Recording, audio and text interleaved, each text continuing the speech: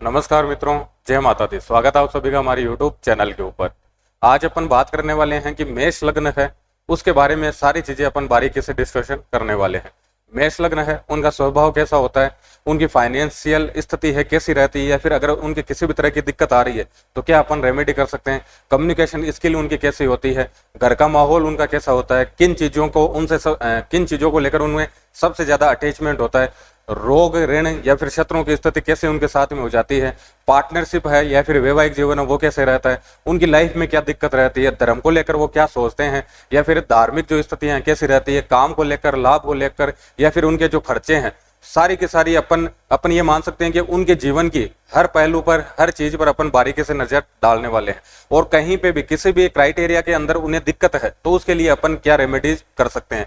तो ये जो वीडियो है, जितने भी मेष लग्न के जातक जातिका हैं या फिर जो ज्योतिष के अंदर रुचि रखते हैं, उन सभी के लिए शानदार या फिर अपन ये मान सकते हैं कि बहुत अच्छा वीडियो होने वाला है। मेष लग्न है, उसके बारे में अपन एक एक चीज बारीकी से डिस्कशन करेंगे। उनके लिए कौन से राजयोग बनते हैं और कौन सी दशाएं हैं उनके लिए प्रॉफिटेबल रहती है, क्या चीजें उन्हें अवॉइड करनी चाहिए, कौन सी दशाएं उन्हें नेगेटिव रिजल्ट देती है और नेगेटिव दे रही है तो अपन कौन कौन से रेमेडीज करते हैं। तो सारी चीजें अपन देखने वाले हैं और प्रैक्टिकली समझने वाले हैं। सबसे पहले तो जिनको पता नहीं है कि मेष लग्न का चार्ट है वो कौन सा है, किसे अपन मेष लग्न का चार्ट बोलते हैं। अब कुंडली है, ये तो आपको पता है कि 12 खाने जो अपन टेबल देखते हैं वो क्या होती है, आपके कुंडली होती है। अब आपको क्या करना है कि अपना जो लग्न कुंडली है या फिर जो लग्न चार्ट है वो आपको ओपन करना है।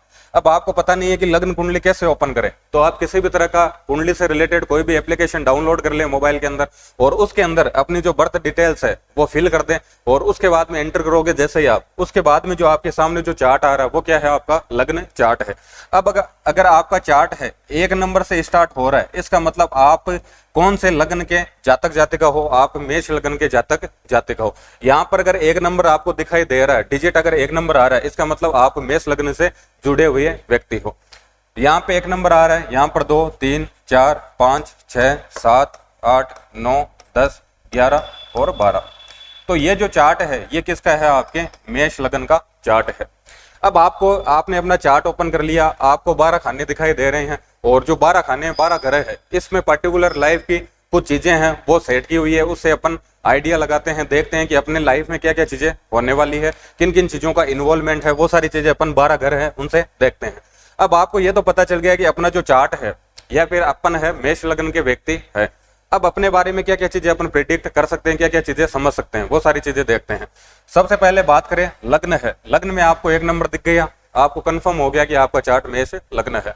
लग्न है, व्यक्ति खुद है, व्यक्ति का फिजिकल मेंटल एटीट्यूड है, व्यक्ति का जो स्वभाव है, व्यक्ति का जो नेचर है, वो सारी के सारे अपन देखते हैं लग्न से। अब 1 नंबर है, मेष राशि का है, और मेष राशि है, उसके स्वामी है मंगल देव।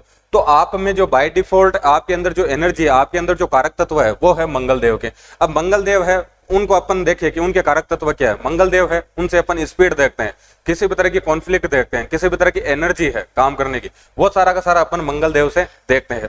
अब मेष लग्न है, मेष जो राशि है अग्नि तत्व की राशि है, तो फायर एलिमेंट है वो आप में ज्यादा होगा। चर उसका स्वभाव है, तो हमेशा आपको चलते रहना, कहीं पे भी आपको स्टॉपेज नहीं चाहिए, हमेशा जीवन में आप प्रगति करना चाहते हो या फिर चलते रहना चाहते हो, या आपका स्वभाव होगा।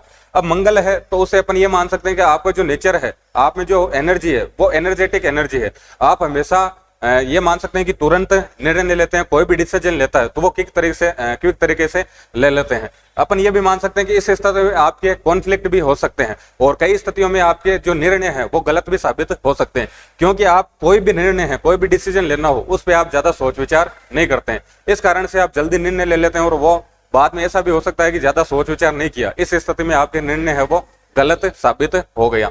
तो आप में एनर्जी है उसका लेवल बहुत अच्छा रहता है। आपको गुस्सा है तो चेहरा है बिल्कुल तुरंत लाल हो जाता है, ऐसी स्थितियां बन जाती, क्योंकि मेष राशि है वो अग्नि तत्व की राशि है, तो चेहरा है उसमें लालिमा तुरंत आपके दिख जाएगी, गुस्सा है जल्दी आएगा।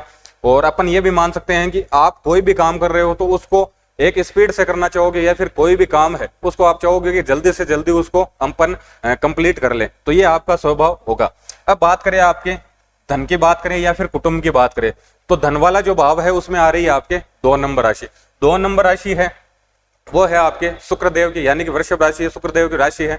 और इसे अपन ये मान सकते हैं कि इस राशि का जो नेचर है ये बैलेंस में रहना पसंद करती है, और लग्जरी है, इस राशि को पसंद है, शुक्रदेव के जो कारक तत्व वो है लग्जरी के।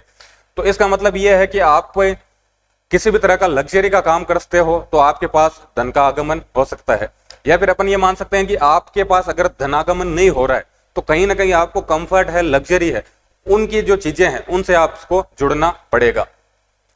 अगर वो जुड़ते हो तो आपके पास धन आगमन है, उसके रिसोर्स है वो आने लग जाते हैं। दूसरा, अगर कुटुंब का है तो अपन ये भी मान सकते हैं कि आपका जो घर है उसमें अगर फाइनेंस की स्थिति रही है तो वो पूरी की पूरी बैलेंस के अंदर रही है, उसके अंदर ऊपर नीचे नहीं है। या फिर अपन ये नहीं मान सकते कि वो ज्यादा खर्चीले थे या फिर आपको ज्यादा पैसे देते थे।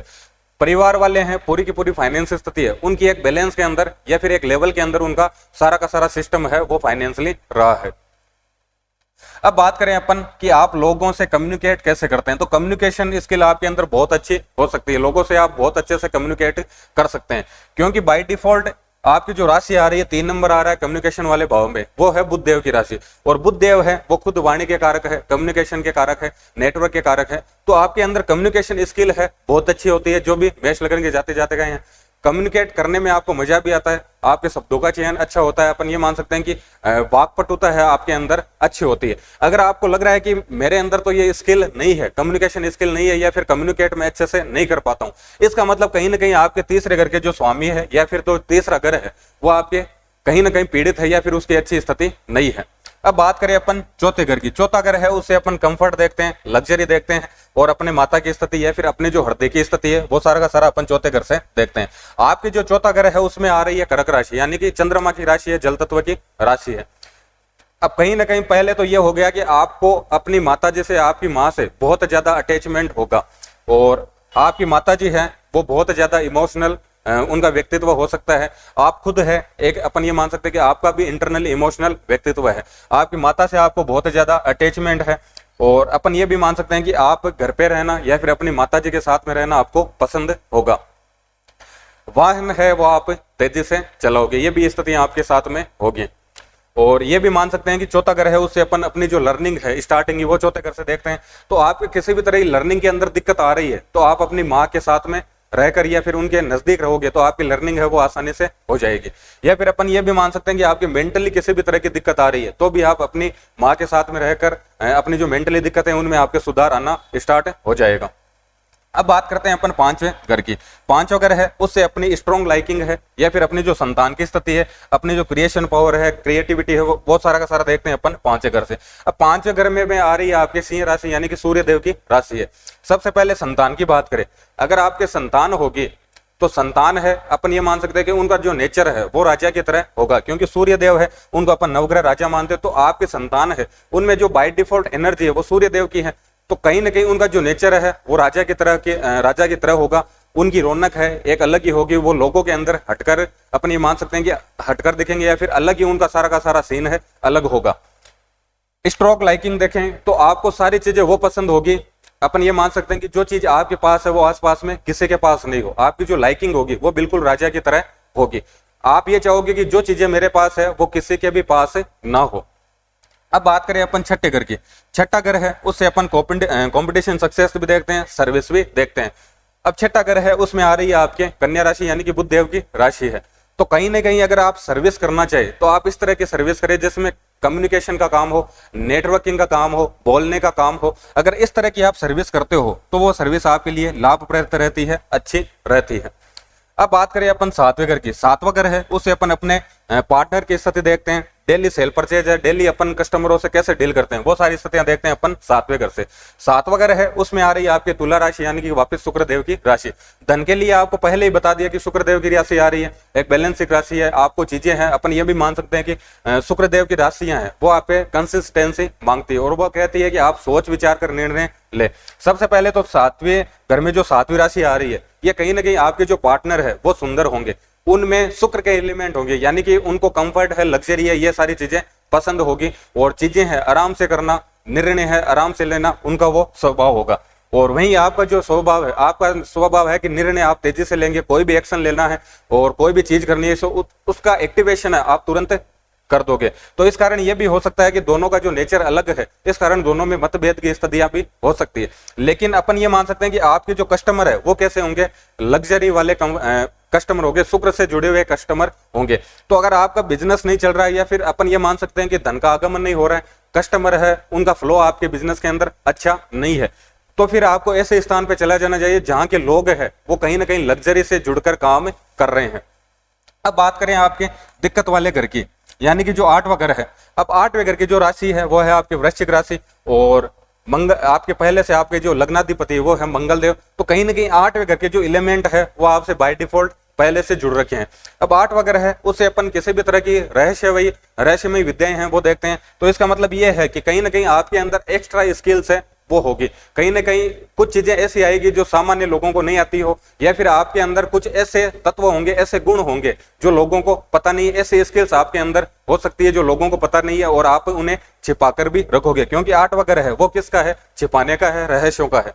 अब बात करें अपन आपके भाग्य की स्थिति, भाग्य भाव है उसमें आ रहा है 9 नंबर, यानी कि धनु राशि आ रही है, बृहस्पति देव है उसके स्वामी है। अब भाग्य है उसकी स्थिति आपके बाय डिफॉल्ट अच्छी रहनी है, क्योंकि भाग्य है उसके कारक देवता है वो भी बृहस्पति देव है, तो भाग्य है उसका आपको पूरा सपोर्ट मिलेगा। लेकिन एक स्थिति यह भी रहेगी कि आप धर्म है उसमें कुछ अपन ये मान सकते हैं कि स्ट्रिक्ट रहोगे, उसके अंदर आप कॉम्प्लिकेशन आपको पसंद नहीं होगा। अब इसमें कंडीशन यह है कि आपको अगर अपन ये मान सकते हैं कि भाग्य आपका सपोर्ट नहीं कर रहा है, तो 9 नंबर है, धनु राशि है, बृहस्पति देव है, तो आपको आपके जो भी मेंटर है उनसे आपको अच्छे आपके रिलेशन होने चाहिए, आपके जो भी गुरु है, आपके जो भी गाइडर है, आपके पिता है, उनसे रिलेशन आपको अच्छे होने चाहिए। या फिर अपन ये मान सकते हैं कि जितनी भी कल्चर से जुड़ी हुई चीजें हैं उनसे आपको अटैचमेंट होना चाहिए। अगर ये सारी एक्टिविटी करते हो तो आपका भाग्य है वो आपको सपोर्ट करना स्टार्ट कर देता है, बाकी बाय डिफॉल्ट आपको भाग्य है अच्छा ही मिलना है। अब बात करें अपन क्रम की कि आपके क्रम की स्थिति कैसे रहने वाली है। क्रम की जो राशि है वो आपके 10 नंबर राशि यानी कि मकर राशि है, शनिदेव उसके स्वामी है। तो काम है, काम की स्थिति आपके अपन ये मान सकते हैं कि थोड़ी स्थिति स्लो रहेगी, और काम अगर कम करना है आपको तो उसके अंदर कंसिस्टेंसी चाहिए, आपको फोकस चाहिए, आप काम है ईमानदारी से करें। अगर आप काम के अंदर किसी भी तरह की गड़बड़ी करते हैं तो फिर आपके काम के अंदर दिक्कतें आना स्टार्ट हो जाएगी, क्योंकि जो काम के स्वामी है, क्रम कारक स्वामी है वो है आपके शनिदेव। तो जो भी आप जिस भी प्रोफेशन के अंदर है उस प्रोफेशन के अंदर आप अपना 100% डालें, ईमानदारी से करें, किसी भी तरह की लापरवाही है, किसी भी तरह की चीटिंग है उसके अंदर आप ना करें। ये सारी एक्टिविटी करते हैं तो आपको शनिदेव है हमेशा पॉजिटिव रिजल्ट देंगे। अब शनिदेव की बात करें अपन, तो शनिदेव है उनसे अपन बिल्डिंग से जुड़े जितने भी काम है, लोहे से जुड़े हुए जितने भी काम है, अगर वो काम करते हो तो आपको सक्सेस मिलती है। और वो भी बता चुका हूं कि आपको कस्टमर है वो कैसे चाहिए, वो चाहिए आपको लग्जरी से जुड़े। अगर कस्टमर वैसे हैं तो आपके पास 100% पैसा आना स्टार्ट हो जाएगा। अब बात करें आपकी इच्छा पूर्ति है वो कैसे होगी। इच्छा पूर्ति का जो भाव है यानी कि आपकी जो भी डिजायर्स है उसमें आ रही है आपके 11 नंबर राशि। 11 नंबर राशि वापिस स्वामी कौन है, आपके शनिदेव। अब आपकी किसी भी तरह की इच्छाएं हैं और आपकी इच्छा पूरी नहीं हो रही है तो आप क्या क्या रेमेडीज कर सकते हो। इच्छा से रिलेटेड किसी भी तरह की दिक्कत आ रही है तो सबसे पहले तो आप शनि की राशि है तो शनि है रिप्रेजेंट करते हैं जितने भी मजदूर वर्ग है उनको रिप्रेजेंट करते हैं, तो मजदूर वर्ग है उनसे आपके रिलेशन अच्छे रहने चाहिए। या फिर अपन ये मान सकते हैं कि जितने भी निम्न वर्ग के हैं, छोटे छोटे जो काम करने वाले लोग हैं, उनसे आपको रिलेशन अच्छे रखने हैं।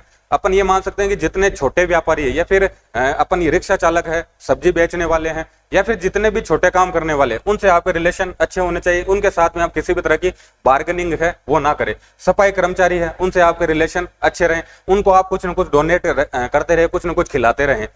और ये भी है कि आप अगर जितने भी बुजुर्ग है, जितने भी वृद्ध लोग हैं, उनको अगर आप पानी पिलाना स्टार्ट कर देते हो तो आपकी इच्छाएं हैं वो पूरी होना स्टार्ट हो जाती है। या फिर जितने भी मजदूर वर्ग है, जितने भी काम करने वाले वर्कर है, उनको अगर आप पानी पिलाना स्टार्ट करते हैं, उनको कुछ खिलाना पिलाना, कुछ डोनेट करना स्टार्ट करते हैं, वैसे ही आपकी जो सारी इच्छाएं है वो पूरी होना स्टार्ट हो जाती है। 12वें घर की बात करें तो 12वें घर से देखते हैं अपन जो भी आपके खर्चे हैं वो 12वें घर से देखते हैं। 12वें घर में आ रही है आपके मीन राशि आनी है यानी कि बृहस्पति देव की राशि है। तो सबसे पहले तो आपके जो खर्चे होने हैं वो कहीं ना कहीं अपन ये मान सकते हैं कि सात्विक चीजें हैं, अच्छी चीजें हैं, उनके ऊपर आपके खर्चे होने वाले हैं। गलत एक्टिविटी के ऊपर आप खर्चे नहीं करोगे। धर्म से जुड़ी हुई जितनी भी चीजें हैं उनके ऊपर आपके खर्चे रहेंगे। तो ये सारा का सारा देखा अपन ने कि मेष लग्न है, राशियों से अपन क्या क्या चीजें अपन प्रिडिक्शन निकाल सकते हैं, राशि अपने को कैसे किस तरह से अपने को सपोर्ट करती है। अब आगे अपन देखने वाले हैं कि राशियों की तो बात कर ली अपन ने, अब बात करते हैं कि कौन कौन से ग्रह इनके लिए योग कारक होते हैं और कौन से ग्रह है जो अपने को अच्छे रिजल्ट नहीं देते हैं। तो इसी से अपन समझ लेते हैं। सबसे पहले बात करें अपन योग कारक ग्रह की। कि मेष लग्न है उसके लिए योग कारक यानी कि अच्छे रिजल्ट देने वाले ग्रह कौन से हैं। अब मेष लग्न है, सबसे पहले अपने को पता है कि जो त्रिकोण है उसके रिजल्ट हमेशा अपने को पॉजिटिव मिलते हैं। तो त्रिकोण के स्वामी कौन है? एक तो है आपके मंगल देव, एक है आपके सूर्य देव, एक है आपके बृहस्पति देव यानी कि जुपिटर गुरु ग्रह। तो ये तीन ग्रह है सबसे ज्यादा आपके लिए योग कारक है। कौन? मंगल देव है, सूर्य देव है, बृहस्पति देव है। इनकी दशा जब भी आपके लिए ऑपरेट होगी तो वो आपको हमेशा अच्छे रिजल्ट देगी। इनके अलावा और देखते हैं अपन कौन से ग्रह योग कारक है। तो उसके बाद में है आपके चंद्रदेव। चंद्रमा है, केंद्र के स्वामी है, सुखाधिपति है, चौथे घर के स्वामी है। तो चंद्रमा भी आपको कैसे रिजल्ट देंगे? पॉजिटिव रिजल्ट देंगे। उसके बाद में और बात करें अपन तो उसके बाद में है आपके शनिदेव। शनिदेव है, केंद्र के भी स्वामी है और उपचय भाव है उसके भी स्वामी है। तो शनिदेव है वो भी आपको कैसे रिजल्ट देंगे? पॉजिटिव रिजल्ट देंगे। अब बात करें कि कौन से ग्रह है जो आपको नेगेटिव रिजल्ट देंगे अपनी दशा स्लॉट के अंदर। अब नेगेटिव है, सबसे पहले तो मारक केश की बात करें तो शुक्र देव है, दूसरे घर के और सातवें घर के स्वामी बन रहे हैं, तो अति मारक केश है। तो सबसे पहले तो एक नंबर पे ग्रह हो गया आपके शुक्र। शुक्र देव है, अपनी दशा के अंदर आपको बहुत ज्यादा दिक्कत दे सकते हैं। उसके बाद में करें तो बुध देव है, तीसरे घर के और छठे घर के। तो बुध देव है वो क्या है? आपको नेगेटिव रिजल्ट दे सकते हैं। तो पॉजिटिव रिजल्ट वाले देने वाले ग्रह है वो बन गए आपके मंगल देव है, सूर्य देव है, बृहस्पति देव है, चंद्र देव है और शनि देव है। ये आपको हमेशा अपनी दशा का स्लॉट है उसके अंदर मैक्सिमम रिजल्ट है, पॉजिटिव ही रिजल्ट देंगे। नेगेटिव की बात करें तो नेगेटिव है आपके दो ही ग्रह केवल, वो है आपके शुक्र देव और बुध देव। अगर शुक्र देव है उनकी महादशा ऑपरेट हो रही है, बुध देव है उनकी महादशा अंतरदशा ऑपरेट हो रही है, तो आपको नेगेटिव रिजल्ट मिल सकते हैं। ठीक है। अब बात करें मेष लग्न है उनके इष्ट देव की, कि मेष लग्न है उनके इष्ट देव कौन है या फिर किन की उनको पूजा करनी चाहिए, जिनको उनको सबसे ज्यादा लाभ मिल सके, सबसे ज्यादा अपन ये मान सकते हैं कि जिस देवता से उनका अटैचमेंट हो पाए। तो बात करें तो यहाँ पर जो इष्ट देव है वो देखते हैं अपन पंचम भाव के जो स्वामी है उनसे अपन इष्ट देव है उनका आइडिया लेते हैं। अब पंचम भाव के जो स्वामी है वो बन रहे हैं आपके सूर्य देव। तो सबसे पहले इष्ट देव की बात करें तो आप इष्ट देव है किसे बना सकते हैं? सूर्य देव। सूर्य है एक ऐसा ग्रह है जिसको अपन साक्षात देखते हैं और सबसे अपन ये मान सकते हैं कि पॉजिटिव रिजल्ट देने की जो क्षमता है वो किसमें है? आपके सूर्य देव में है, क्योंकि नवग्रह के राजा भी है। तो सूर्य है उनकी अगर आप किसी भी तरह से पूजा करें, रेगुलर है उनको आप अर्घ्य दें, उनके मंत्र जाप करें, आप सूर्य गायत्री है उसका मंत्र जाप करें, या फिर अपन ये मान सकते हैं कि आदित्य हृदय स्तोत्र है, सूर्याष्टकम है, उनके अगर पाठ करते हैं तो आपको बहुत अच्छे रिजल्ट मिलते हैं। सूर्य है वो रिप्रेजेंट करते हैं भगवान राम, भगवान राम को रिप्रेजेंट करते हैं। तो भगवान राम है, अपन ये मान सकते हैं कि राम रक्षा स्तोत्र है उनका, उसका आप पाठ करें, या फिर राम से जुड़ी हुई किसी भी तरह की कोई स्तुति है उनका जो मंत्र है वो अगर जाप करते हो तो आपको बहुत अच्छे रिजल्ट मिलते हैं। तो ये बनते हैं आपके इष्ट देव। उसके बाद में अपन देखते हैं कि आपकी इच्छाएं हैं, आपकी इच्छाएं हैं वो कैसे पूरी होगी, उसके लिए पर्टिकुलर किसकी पूजाएं अपने को करनी चाहिए। इच्छाएं देखते हैं अपन 11वें घर से, और 11वें घर में जो बाय डिफॉल्ट राशि आ रही है वो है आपके कुंभ राशि, और कुंभ राशि का जो डिपार्टमेंट है वो है आपके शनि देव के पास।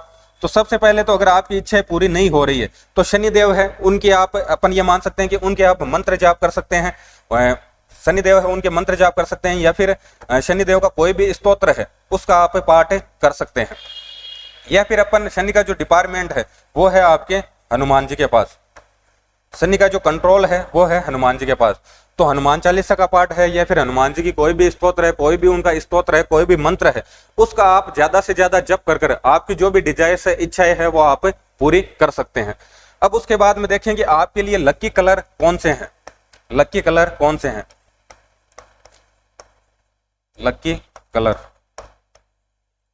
आपके लिए कौन से कलर है जो आपको अच्छे रिजल्ट देंगे, जिनसे आप एनर्जेटिक फील करोगे। तो आपके जो लकी कलर है वो है आपके लाल रंग, यानी कि मंगल देव है योग कारक है। उसके बाद में है आपके गुलाबी, उसके बाद में है आपके पीला, और उसके बाद में है आपके सफेद, और उसके बाद में अपन ये भी मान सकते हैं कि शनिदेव है उनका भी जो कलर है नीला कलर, ये भी आपको नेगेटिव रिजल्ट नहीं देगा। तो आपको जो मैक्सिमम अपन ये मान सकते हैं कि आपके जो लकी कलर है वो कौन से हैं? आपके लाल रंग, गुलाबी रंग और पीला रंग। ये तीन तो आपके क्या है? सबसे ज्यादा आपको अच्छी एनर्जी देने वाले कलर है। अगर लाल रंग के, गुलाबी रंग के, पीले रंग के, अगर किसी भी तरह के आप कपड़े पहनते हो, किसी भी तरह का धागा पहनते हो, तो वो हमेशा आपको पॉजिटिव रिजल्ट देते हैं। अब बात करें अपन क्या क्या आपको अवॉइड करनी चाहिए चीजें, या फिर क्या आपके लिए इस पे से एक रेमेडी हो सकती है। अब अपने को तो ये तो पता चल गया कि 2 ग्रह है वो आपको अच्छे रिजल्ट नहीं देंगे। एक तो कौन सा है, आपके शुक्र है, और एक है आपके बुध। अगर नेगेटिव रिजल्ट दे सकते हैं तो वो कौन कौन से ग्रह है, वो है आपके शुक्र देव है और बुध देव है। तो शुक्र है वो रिप्रेजेंट करते हैं आपके वाइफ को, और बुध देव है उससे अपन अपनी जो बहन है या फिर अपनी जो बुआ है, या फिर अपन ये भी मान सकते हैं कि जो छोटे बच्चे हैं उनसे सारी स्थितियां देखते हैं अपन। तो शुक्रदेव है वो अगर कहीं पे भी आपको अंतरदशा के अंदर, महादशा के अंदर कैसे भी ऑपरेट कर रहे हैं, कैसे भी आपको अगर नेगेटिव रिजल्ट दे रहे हैं, तो आपको आपकी वाइफ है उनसे आपके रिलेशन अच्छे होने चाहिए। या फिर अपन ये भी मान सकते हैं कि जितनी भी महिलाएं हैं उनसे रिलेशन आपके अच्छे होने चाहिए, उनसे आप कम्युनिकेट है अच्छे से करें, उनके किसी भी तरह की आप गाली गलौज है ना करें, महिलाओं का आप सम्मान करें। या फिर शुक्रदेव है वो रिप्रेजेंट करते हैं अपने गौ माता को, यानी कि गाय है उसको रिप्रेजेंट करते हैं। तो आप सफेद कलर की कोई भी गाय है उसकी आप नियमित सेवा करते हैं तो शुक्रदेव है आपको अच्छे रिजल्ट देना स्टार्ट कर देते हैं।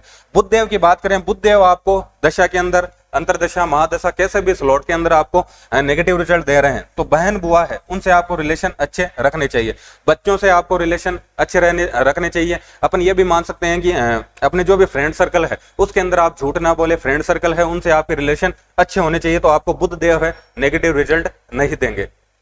और बात करें अपन, अब आप देखेंगे आपकी कुंडली है उसके अंदर राजयोग है कब कब बन जाते हैं, कि कुंडली के अंदर राजयोग कैसे बन जाएंगे, या फिर अपन कैसे पता कर सकते हैं कि आपका जो चार्ट है उसके अंदर आपके राजयोग है। अब राजयोग है यानी कि अपने को ये तो पता चल गया कि केंद्र और त्रिकोण है, उस घर में अगर जो अच्छे ग्रह उनकी प्लेसमेंट हो जाए तो अपने आप में वो क्या है, आपके राजयोग है। अब केंद्र और त्रिकोण उनके घर कौन कौन से है, आपके पहला घर है और चौथा घर है, 7वां घर है और आपके 10वां घर है। त्रिकोण की बात करें तो आपके 5वां घर है और 9वां घर है। योगकार ग्रह है वो कौन से देखे थे अपन ने, मंगल देव है, उसके बाद में आपके सूर्य देव है, बृहस्पति देव है, चंद्र देव है, और उसके बाद में आपके